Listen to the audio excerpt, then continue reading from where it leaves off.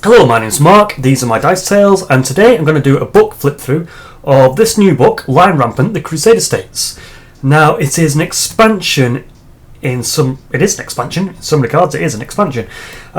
So Lion Rampant came out in 2012. It's a rule set by Daniel Mersey from Osprey Games, and I got into it because I got into Dragon Rampant originally. And Lion Rampant came about because Oathmark has line breakers and things like that, so I started looking up to what these were and a bit of historicalness about it for some reason. And ultimately, I didn't really like the scenarios that were presented in these two books. And I had a subscription to Scribd, which you can see a lot of the Osprey rulebooks on. And I enjoyed what I was reading when I flipped through Lion Rampant.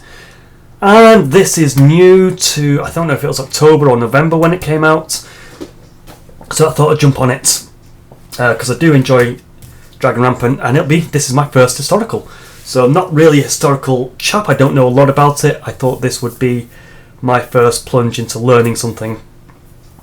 All I've got currently are my RAL Partha Europe 15mm models, so these aren't historical, but they are knights wielding swords above their heads on horses. That kind of got me into the theme of it all. So the book, let's flip through it. So it's not by Osprey Games, it's instead published by the University of Edinburgh. And Daniel Mersey has been joined with a Scottish lecturer. I'm sorry, I'm going to butcher your name here. Gianluca Ragani. Hopefully if I got that right, I won't attempt it a second time. And now let's flick through the book. Now, before I start flicking through the book, the original Lion Rampant has lots of beautiful artwork. We've got this very Ivanhoe-esque pictures of games, and close-ups, miniatures, fantastic knightly artwork in all their colourful or shiny glory.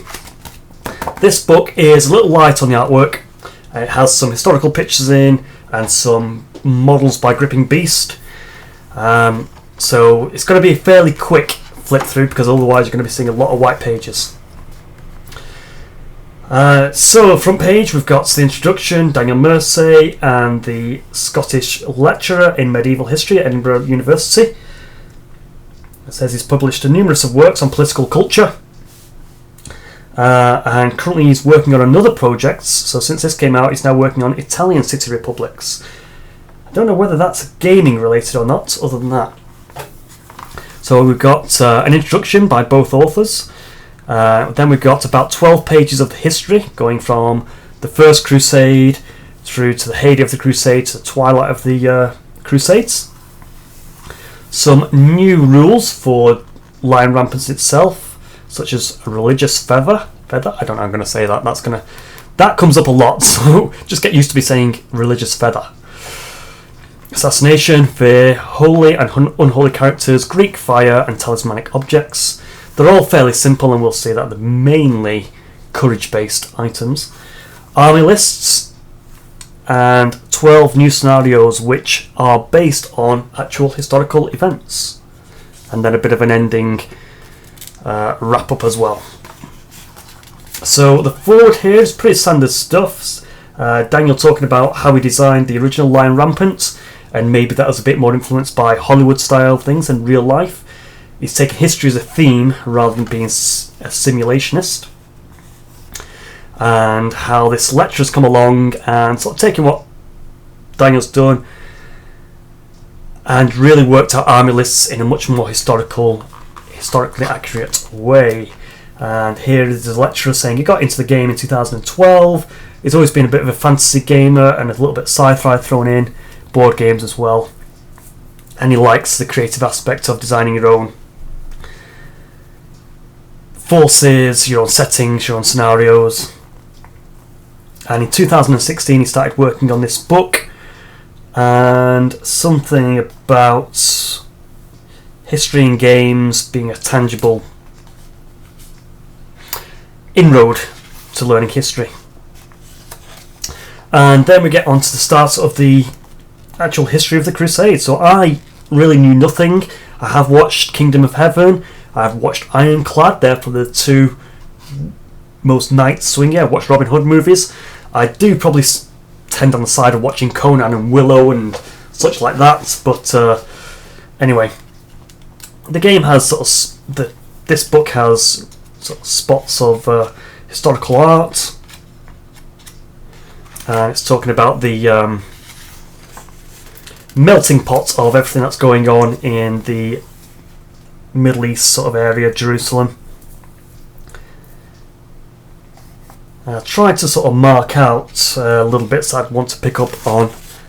So this one was my first story where I've probably learnt the most from the book. The First Crusade, the People's Crusade, was led by a chap called Peter the Hermit, and this was in 1096, so I'm all ready for that pub quiz now. And basically got a group of peasants and some nobles who had horses and a bit of weaponry, and took them all on a crusade. Charismatic preacher known as Peter the Hermit. Tens of thousands of people, unskilled fighters and their families, and some minor knights were responsible for a wave of massacres. And I wonder if that's why I haven't touched on historical things. It's a bit of a touchy-feely subject. I mean, we are talking about massacres and real people fighting, but it's fascinating history. I think you've got to know your history. So there are lots of things when I'm reading these passages where I come across things that I need to look up and check out a Wikipedia to find more information on, but I think that's a good thing. It's a good basis for someone who knew absolutely nothing. I mean, there's walls of text here, so the flip through is going to look sort of very bland when we see big white pages, but it's talking about famous characters like Godfrey of Boulogne. Again, there are things like the Sicilian Gates. Where are they? I don't know. I don't know my history. Antioch, Antola. I'm learning geography. It's a fantastic map. Antioch up here. Tripoli, Jerusalem, Arabia, Egypt and Cairo. The Byzantine empires, and we've moved on to the heyday of the Crusader States. So after Peter the Hermit's crusade, I think we started getting popes and kings involved, and we learn that it's like the Byzantines, the maritime republics, constantly changing. It seems like cities are constantly changing hands, and allegiances are being made and then disbanded and such like that. Second Crusade, I don't know how many crusades there were. I'm sure this mentions it somewhere, but I don't think I flagged it up. It'll be something that I'll go back to read again, ultimately. And I know Saladin, definitely from Kingdom of Heaven. And it's talking about how some of the scenarios I'm going to see later in the book are related to that part of history. And then the fall. So we had the Templars, and now we're having the fall of the era up to 1291. This is a nice little picture. Again, showing the Crusaders coming in by sea, some of them coming in on the north by land. Saladin's armies moving around and dotting around the area. The Byzantines holding on to Cyprus. So it's not particularly related to the text as such, other than that's going on. So walls of text, famous artifacts. Louis IX of France. Mongols, they get involved and harry the Crusaders at some points. And a timeline. And after this we're going to get into the rules. So the new rules, we've got Religious Feather, which is pretty much giving wild charge to you if you've got opposing religious forces. Assassination, if you've got 2 spare points, you can use it to try and take out your enemy's leader before the game, and that would give them sort of a reduction in their leader's skill and reduction in courage, because they might not have the 12-inch courage bubble, because it's a new leader getting to grips with a new army very quickly. Fear, again, dealing with courage. Unholy characters, this is an interesting one. I like the little stories in the story tropes in here. There's one about during the 7th Crusade, a tsunami ordered the winds to turn against the Frankish boats, who subsequently crashed in and raised the morale of the Saracen soldiers. There's one. Sultan's troops is warned that the pagans had a warlock who was believed to control the weather, and he didn't take it seriously, but he was alarmed when a cloud appeared on the battlefield, and he got off his horse and started to pray. This one's a good one. They were flinging rocks at a besieged city, and they thought there was a group of witches that were casting a spell to summon demons to destroy their siege engines, and luckily they say a big rock crushed these witches before they could finish the spell. We've got rules for a holy character, and he's quite a good chappy. He can basically do a reroll of your dice per turn, which could be useful. And Greek fire, that's going to come very useful in one particular scenario when you're burning trebuchets. It's mentioned there in scenario 12. Hand grenades, not really looked at those and read them. Here's a picture of a hand grenade. They've got a few extra rules. Hand siphon, which is like, I guess, in the start of the first gun. And talismanic objects. I've noted down here that this one, blessed arms or armour, that's pretty much dueling armour, so your leader is better in a duel. He hits on a 4, 5 or 6 rather than just a 5 or 6. And then we've got minor, major sacred item and major relic. And they basically, the minor one gives you a courage bonus to your units. The major one gives the unit a courage 12-inch bubble courage bonus, and the major relic basically affects the entire table. That's a lovely picture.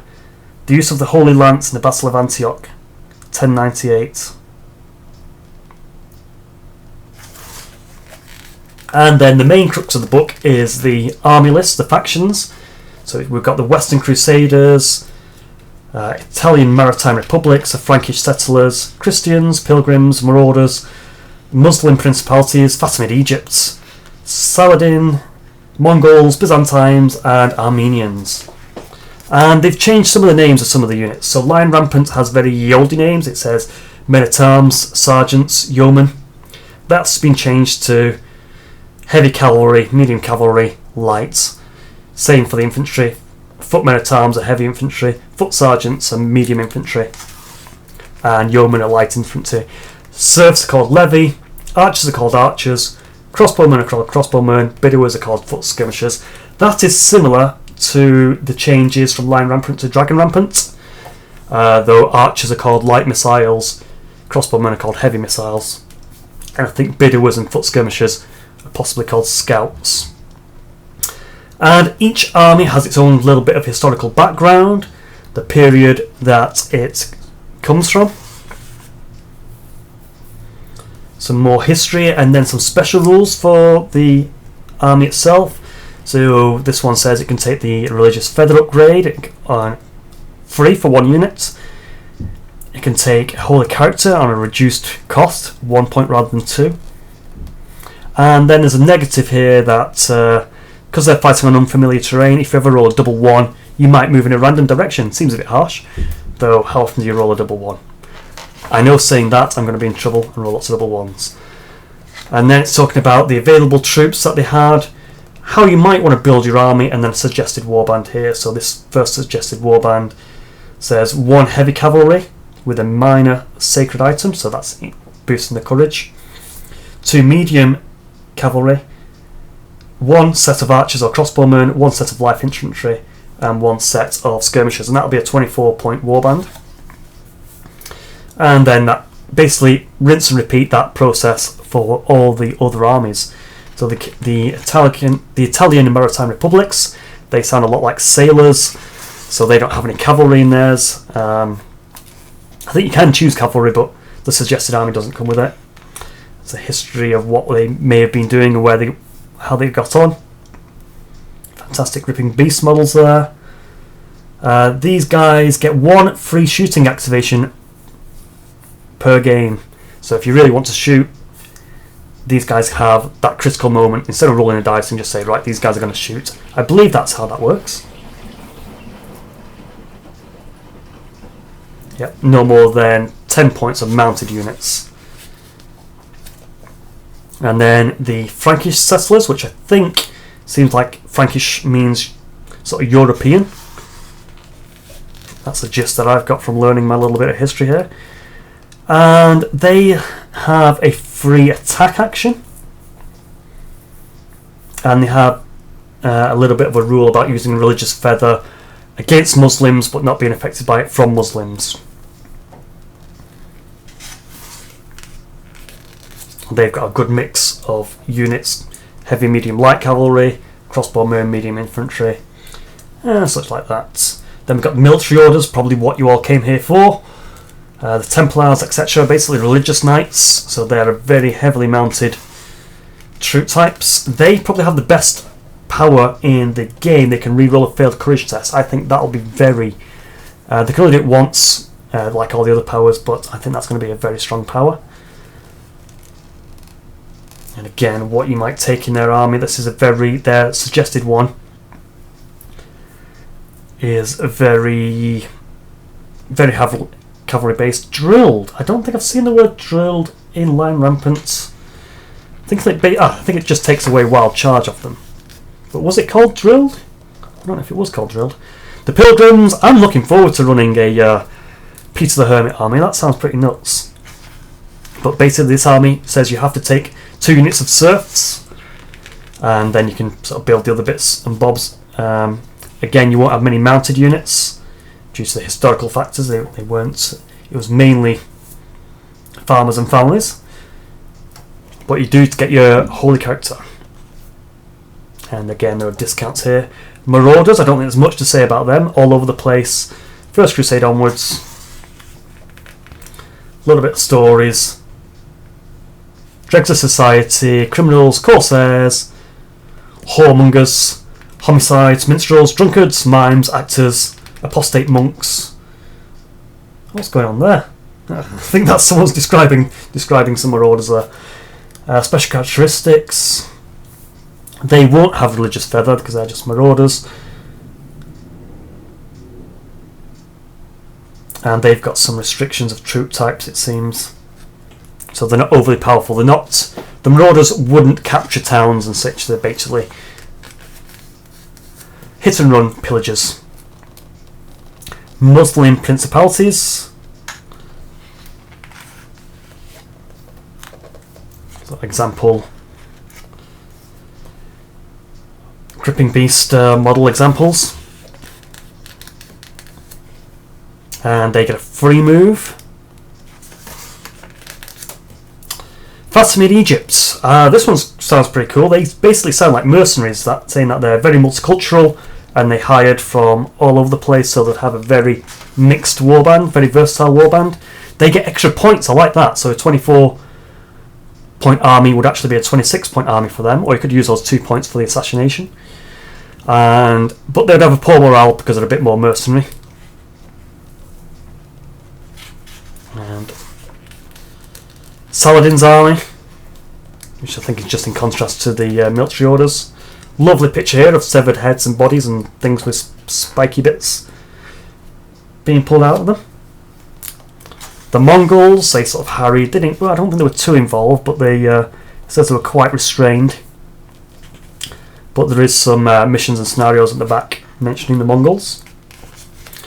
The Byzantines, these again another interesting army, just from the little tidbits of history that you get from this book, saying that they were corrupted and take bribes, and he's interpreted that as affecting the moral of your enemies, in that they were bought off and paid off, so they're going to have restrictions. We'll see that on the next page. But I like this particular line. The Byzantines saw the Franks as barbarians, while the Franks saw the Byzantines as corrupted, weak, and inherently deceitful.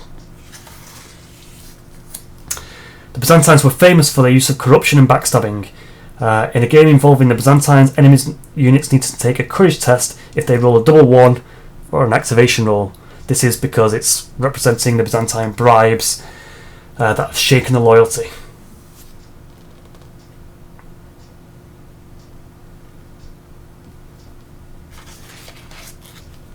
Very cosmopolitan, other than that.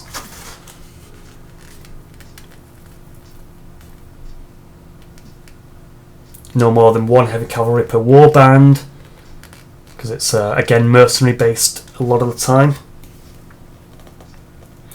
The Armenians, the staunchest of Christian communities, the oldest.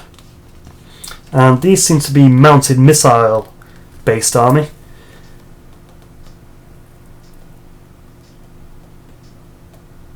One free shooting activation from a mounted unit. And their suggested builds and suggested warbands. And then we get on to the 12 scenarios in the book. And these are listed in order of the time periods. And it does go on to say how you'd link them together in a campaign.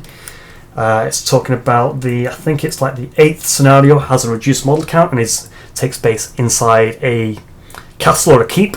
So very ironclad-esque. And it's saying that even though they've got fancy names for these scenarios, like the Feeding, the Siege of Jerusalem, that is really a basic foraging scenario, and I'm going to be doing that as I go through the pages.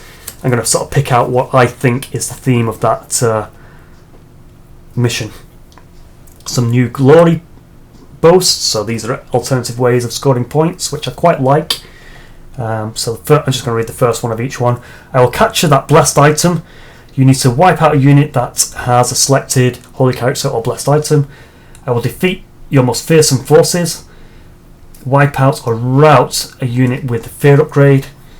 And I will annihilate your fanatics. In order to fill this boast, your retinue needs to kill or rout units with the religious feather upgrade. There are extra ones in there as well. So just like Lion Rampant, it's got the generic table. Each scenario is laid out with a bit of a story, an introduction, and then how to set up the table. This first one, the Siege of Antioch, is a bit of a narrative death scenario.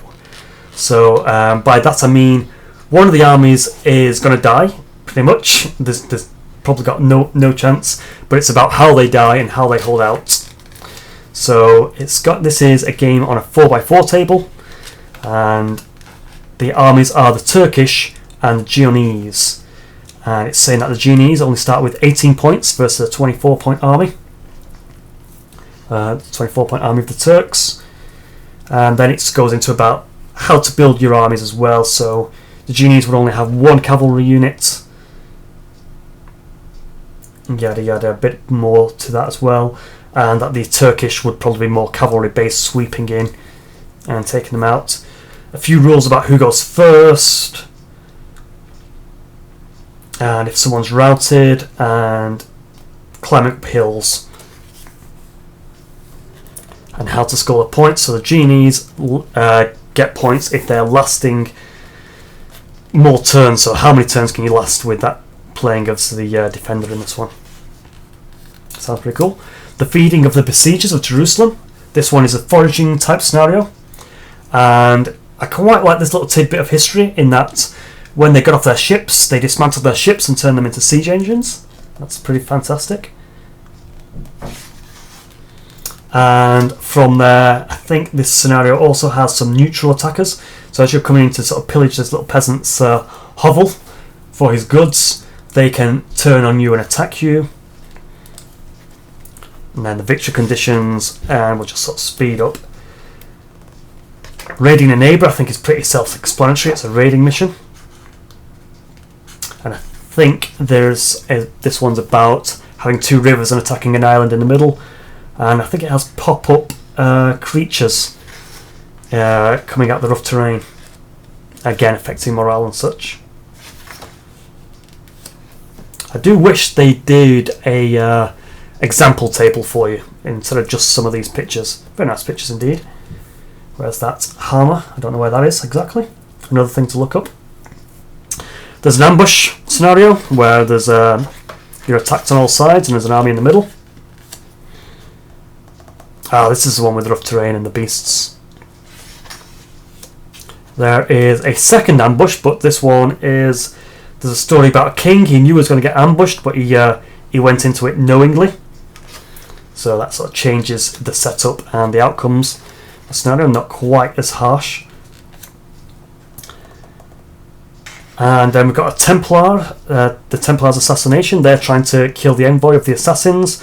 The assassins have to cross from one corner to the other. It's talking about setting up with hills and valleys in the country of Tripoli.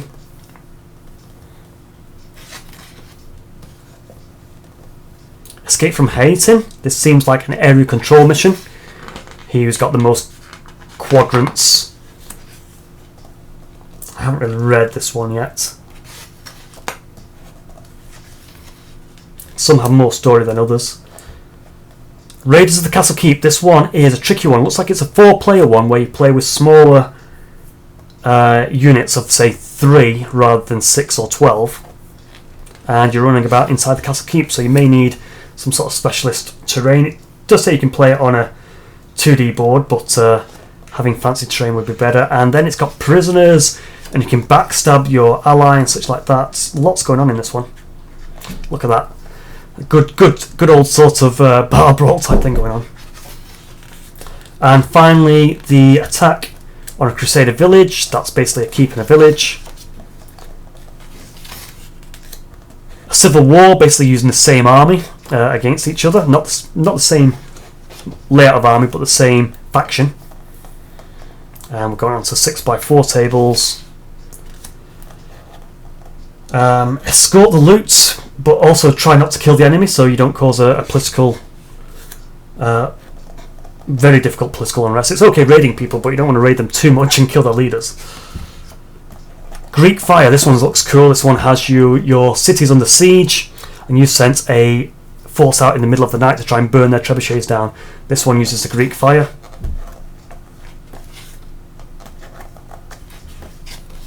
And that's it. And then we've got another write-up by Daniel Mercier where it starts a bit like the chats on Bloodgear's Garage on YouTube, where it talks about his points of view on game design, that he's not going in for a simulation, he's going for more of a game with a bit of a theme.